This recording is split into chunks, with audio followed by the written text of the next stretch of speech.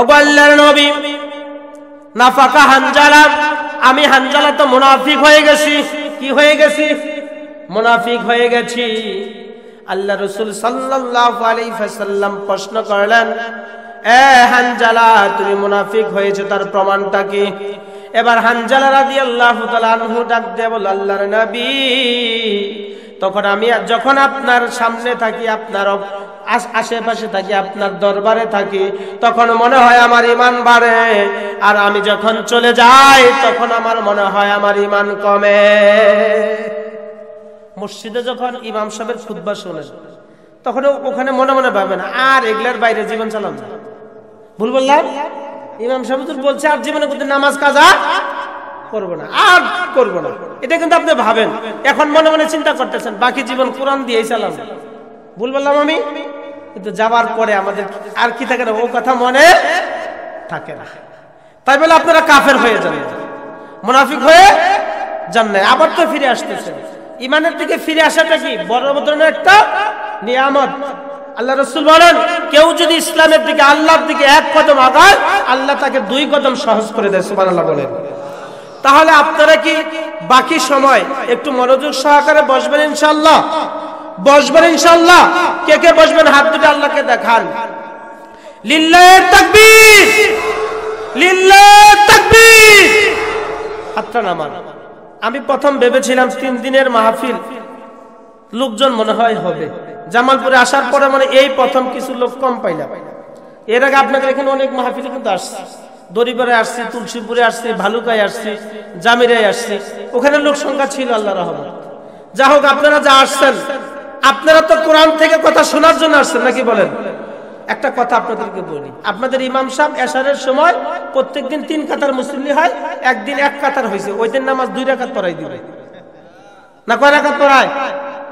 লোক যাই হোক, কোরআনের কথা কম হবে না। এই কথাগুলো বলে নিলাম করে আপনাদের একটা মনোযোগ এদিকে আনলাম। এখন কথাগুলো আপনাদেরকে দিলে আপনারা একটু সহজভাবে বুঝবেন। কথাকে বুঝতে পেরেছেন? আমি আপনাদের সম্মুখে আজকে যে কোরআন থেকে কথা বলবো, সেই কোরআনুল কারীমের লম্বা কিছু কথা বলবো না, সংক্ষিপ্ত আকারে বলবো। সূরাতুল ইব্রাহিম থেকে কিছু কথা বলবো, সূরাতুল ইব্রাহিম থেকে কিছু কথা বলবো, যদি আল্লাহ তৌফিক দান করে। কারণ আমাদের বর্তমান সমাজটা এমন একটা অবস্থানে আসছে, এই সমাজটা আর কোরআনবিহীন পরিবর্তন করা সম্ভব নয়। এটা আমার ব্যক্তিগত অ্যানালাইজ নয়, আমরা ইতিহাস ঘেঁটে দেখেছি। কোরআনের যুগটাই ছিল সহজ যুগ। কোরআনের যুগই ছিল কি একমাত্র শান্তির যুগ, স্বর্ণের যুগ। সাহাবীর যারা ইসলাম কবুল করবার আগে, ইসলামের আগে অনেক অন্যায় ওই সমাজে ছিল, কোরআন আসার পরে ওই সমাজের অন্যায় ছিল না। আজকে যদি সেখান থেকে কথা বলি অসুবিধা হবে। সূরাতুল ইব্রাহিম আল্লাহ তাআলা কি বলছেন? আল্লাহ তাআলা বলেন, কিতাবুন আনজালনাহু ইলাইকা লিতুখরিজান নাসা মিনাজ-যুলুমাতি ইলান নূর। আল্লাহ রাব্বুল আলামিন বলেন, এই জন্য আমি কোরআনুল কারীম নাজিল করেছি, যাতে বলে মানুষগুলি অশান্তি থেকে শান্তির পথ পেতে পারে। কি থেকে? অশান্তি থেকে শান্তির পথ পেতে পারে। আল্লাহ কোরআন এই জন্য নাজিল করেছেন। বর্তমান সমাজে কোরআন আছে না নাই? আগের চাইতে মাদ্রাসা বাড়ছে না কমছে? আগের চাইতে হাফেজ সাহেবের সংখ্যা বাড়ছে না কমছে? আগের চাইতে ইসলামী দলের টনক নড়ছে না কমছে? কমছে না বাড়ছে? সব কিছু বাড়ছে। সমাজে আগের চাইতে অপরাধ বাড়ছে না কমছে? বোঝা গেল কোরআনটা কোরআনের জায়গায় না থাকবার কারণে গোটা পৃথিবীতে আজকে অশান্তির সংখ্যা বাড়ছে। ঠিক কিনা বলেন? এই কোরআন একমাত্র কিতাব, যেই কিতাব গোটা পৃথিবীতে শান্তি আনতে পারে।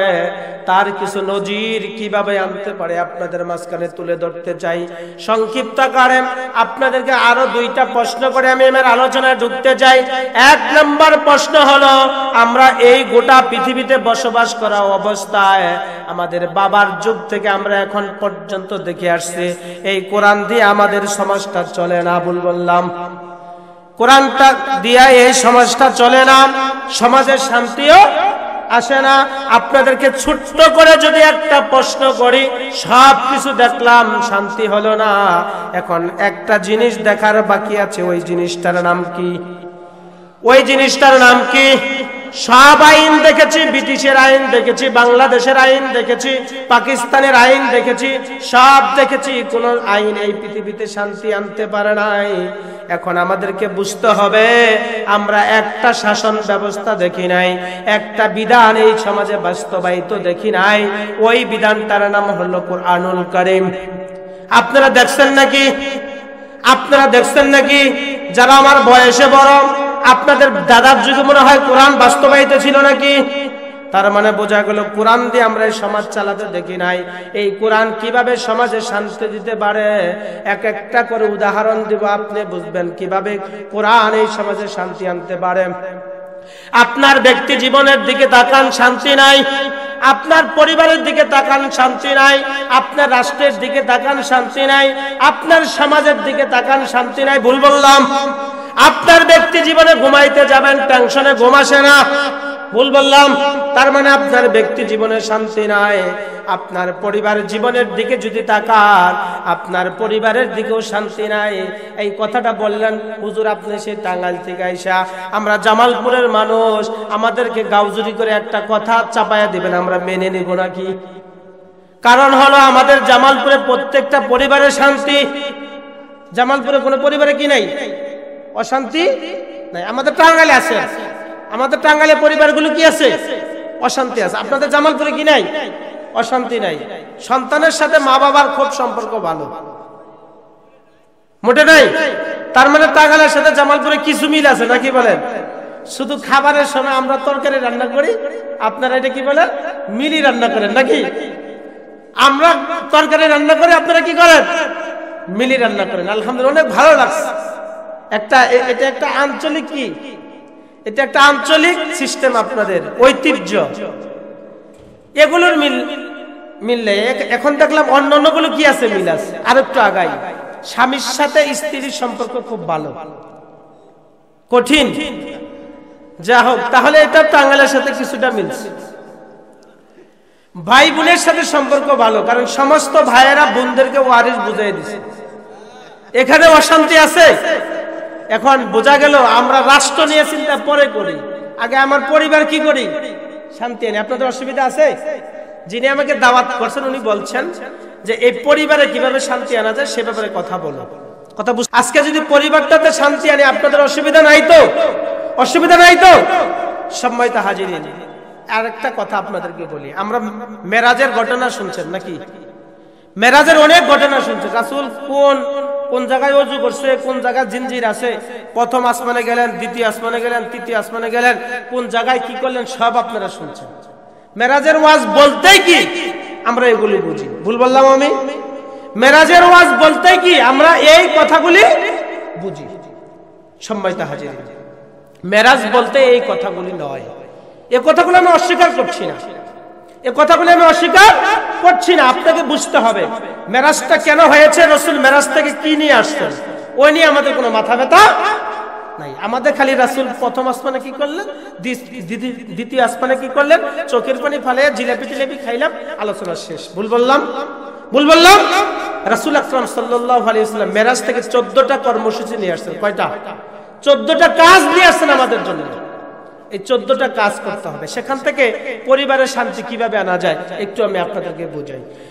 মেরাজের 14টা কর্মসূচি সূরাতুল বনী ইসরাঈলের 22 থেকে 38 নম্বর আয়াত পর্যন্ত আপনারা পড়লে খুব সুন্দর করে পেয়ে যাবেন। কথা বুঝতে পেরেছেন? এখন আপনার পরিবারে অশান্তির 1 নম্বর কারণ, কোন সন্তান তার পিতামাতার সাথে সদাচরণ করে। সম্মানিত হাজিরিন, সন্তানগুলি পিতামাতার সাথে সদাচরণ করে না। সদাচরণ না করবার কারণে বর্তমান সমাজ ব্যবস্থাটা এমন হয়েছে, কোন বাবার সাথে সন্তানের তেমন একটা সম্পর্ক ভালো নাই। কারণ সন্তানকে তো আমরা এই কুরআনুল কারীম পড়াই নাই।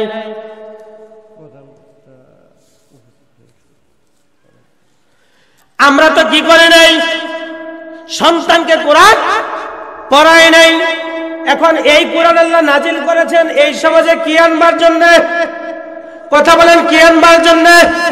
শান্তি যে আনবো। আমার পরিবারের ভিতরে শান্তি নাই, আর পরিবারের ভিতরে শান্তি না আসার একটাই কারণ, আমার পরিবারেও কি নাই? কথা বলেন কি নাই? কোরআন নাই। কোরআনের একটা মাত্র বিধান যদি বাস্তবায়ন করতে পারি, এই সমাজের ভিতরে পরিবারগুলি শান্তি হয়ে যাবে।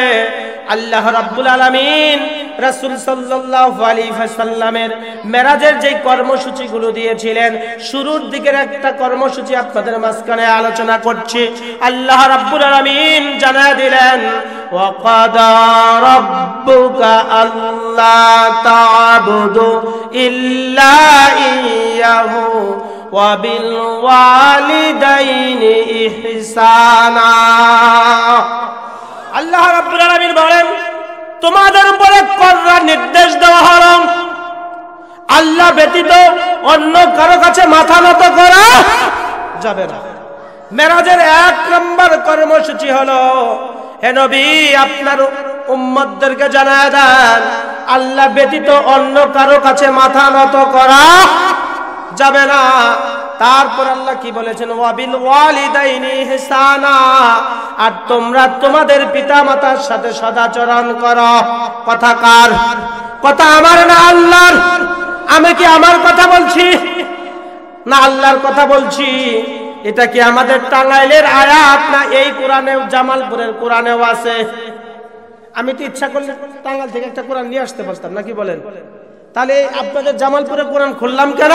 এই আয়াত জামালপুরের কোরআনেও কথা বলতে হবে, কোরআনেও আচ্ছা। আল্লাহ বলেন তোমাদের প্রতি নির্দেশ দেওয়া হয়েছে, আল্লাহ ব্যতীত অন্য কারো কাছে মাথা নত করা যাবে না। আমরা কারো কাছে করিও না, নাকি না? করি না?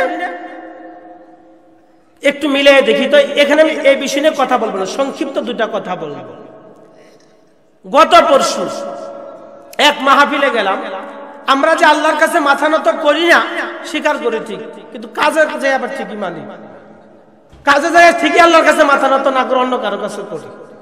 গত 2 দিন আগে এক মাহফিলে গেছে, আমার চিঠি দিল, হুজুর আমাদের প্রধান অতিথি সাহেব আসছেন, 2 মিনিট কথা বলবেন, একটু সুযোগ দেন, তারপর আপনি আবার কথা বলবেন।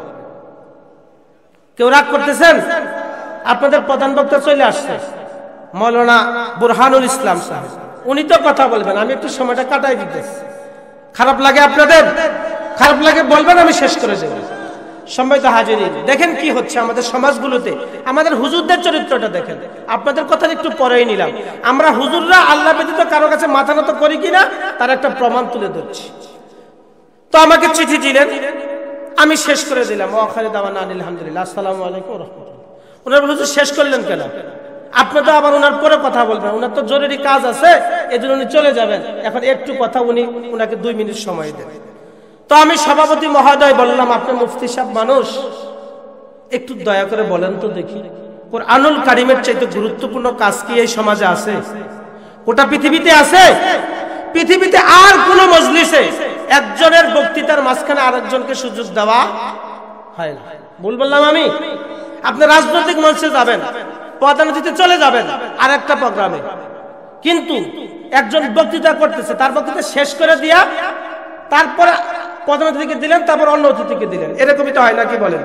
শুধু ওয়াজের মঞ্চে আসলে কি হয়, তাফসীরের মঞ্চে আসলে কি হয়, বক্তাকে একটু সময় স্টপ করে দিয়া বাকি সময় একটা অতিথিকে দিলেন, তারপরে আবার বক্তা শুরু করলেন। এই সিস্টেম আপনাদের জামালপুরে নাই, আছে? আচ্ছা, আল্লাহ কি বললেন? আল্লাহ ব্যতীত কারোর কাছে মাথা নত করো না। আচ্ছা বলেন, কুরআনুল কারীমের কথা যেখানে হয়, কুরআনুল কারীমের কথার চাইতে গোটা পৃথিবীতে কোন মানুষের কথার গুরুত্ব একেবারেই নাই। আল্লাহ রাসূল সাল্লাল্লাহু আলাইহি ওয়াসাল্লামের কথাও কোরআনের চাইতে গুরুত্বপূর্ণ নয়। তাহলে আপনি আমি কি করলাম? কোরআনের কথাকে স্টপ করে দিয়া, কোরআনের কথাকে স্টপ করে দিয়া ওখানে একটা মানুষের কথা বলা হলো। আমরা মাথা নত করছি কি করছি না? কথা বলেন। মাথা নত করছি কি করছি না? কথা বলেন। পীরের দরবার আমরা সিজদা দেই, দেই কি দেই না? কথা বলতে হবে, দেই কি দেই না? পীরের মাজার দেখবেন, যেগুলো ভালো মাজার এগুলিতে শিরক হয় না। কিন্তু কিছু মাজার দেখবেন, আপনারা ফুরফুরে যাবেন, আমি গিয়েছিলাম, যাবেন সেখানে দেখবেন যে এরকম সিস্টেম নেই। আপনি চরমনায় যাবেন, ওখানে কবরের মধ্যে সিজদা নেই, আপনি যাবেন দেখবেন। আহমদ সাহেবের কবরে যাবেন, আহমদ সাহেবের রহমাতুল্লাহ কবরে যাবেন, ওখানে সিজদা দেওয়ার জায়গা নাই। পৃথিবীর শ্রেষ্ঠ মুফাসসির আল্লামা দেলাওয়ার হোসেন সাইদি রাহিমাহুল্লাহর কবরের পাশে যাবেন, ওখানে সিজদা দেওয়ার জায়গা নাই। কিন্তু দেখবেন কিছু কিছু মাজার আছে, কবরটা এখানে, এখানে দেখবেন একটু জায়গা রাখা হয়েছে, অন্তত একটা সিজদা দেওয়া যায়, এরকম জায়গা রাখা হয়েছে না? মনের ভিতরে বন্ডামি আছে। কথা বুঝছেন তো? একটু আগে সভাপতি মহোদয় কিছু কথা বললেন, ইন্নামা আমালু বিন নিয়াত। তোমরা তোমাদের প্রত্যেকটা কাজ কি নিয়তের উপরে নির্ভরশীল। আপনি যে মাজারের পাশে একটু জায়গা রাখলেন সিজদা করার জন্য, মানুষ সিজদা দিল কবরে, কোথায় সিজদা দিল? কোথায়? কবরে।